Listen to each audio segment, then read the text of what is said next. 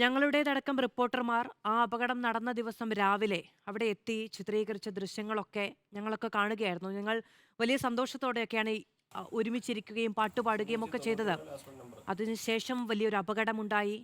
നമുക്കിപ്പോഴും അറിയില്ല എത്ര പേരാണ് അവിടെ മരിച്ചത്, എത്ര ആളുകളാണ് ആ സമയത്ത് അവിടെ ഉണ്ടായിരുന്നത് എന്നൊക്കെ. ആ സ്ഥലത്ത് നിന്ന് എപ്പോഴാണ് വീട്ടിലേക്ക് പോയത്?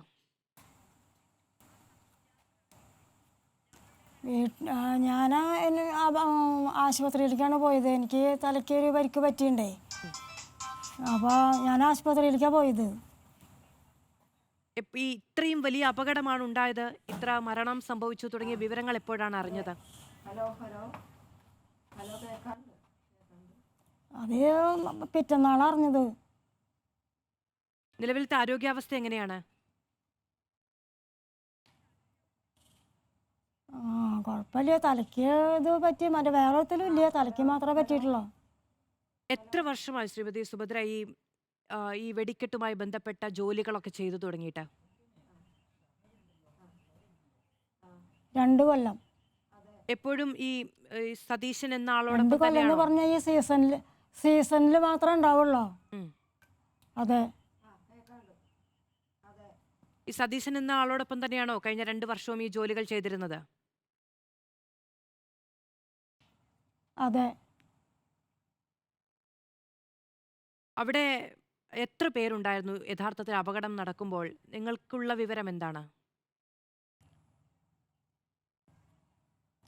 30-40 പേരുണ്ടായിരുന്നു എന്ന് പറയുന്നുണ്ട്. ഭക്ഷണം മേടിച്ച് കൊടുന്ന്. ഇപ്പോൾ അല്ലാണ്ട് കറക്റ്റായിട്ട് എത്രയെന്ന് ഞങ്ങൾക്ക് അറിയില്ല. ഈ ഉച്ചയ്ക്ക് ഭക്ഷണം കഴിക്കാൻ കുറച്ച് പേർ വീട്ടിലൊക്കെ പോയിരുന്നല്ലോ. വീട്ടിലേക്ക് പോകാറുള്ളത് അറിയില്ല. അവിടെ നിന്ന് കഴിക്കലാണ് പതിവ്. ഉം. അല്ല, അന്ന് 1-2 പേർ പല വീട്ടിലേക്ക് പോയിരുന്നു. സെക്ഷനായിട്ടോ വരിക, ഒരുമിച്ച് വരില്ലേ, പല സെക്ഷനായിട്ട് ഓരോ സുഭദ്രയ്ക്കൊപ്പം അതറിയില്ല സഹോദരിയും ഞങ്ങൾക്ക്. ഉണ്ടായിരുന്നു അല്ലേ അവിടെ? അതെ. രണ്ടുപേർക്കും ഞങ്ങളുടെ കൂടെ ഇരുന്നായിരുന്നു പണിത ഒരു സ്ത്രീ ഉച്ചയ്ക്ക് വീട്ടിലേക്ക് പോയി. വീട്ടിലേക്ക് പോയി. ഉം. അതെന്താന്ന് വെച്ചാൽ അവരുടെ അമ്പലത്തിലൊരു പരിപാടി ഉണ്ടായിരുന്നേ. ഉം. അപ്പോൾ ഈ ചാനലുകാർ വരുന്നുണ്ടെന്ന് പറഞ്ഞിട്ട് ഒരു ബിൻസ് എന്ന് പറഞ്ഞ ആൾ അതിനെ വിളിച്ചു കൊണ്ടുവന്നതാ. അതിന് 10-40 കൊല്ലത്തെ എക്സ്പീരിയൻസ് ഉണ്ടായി.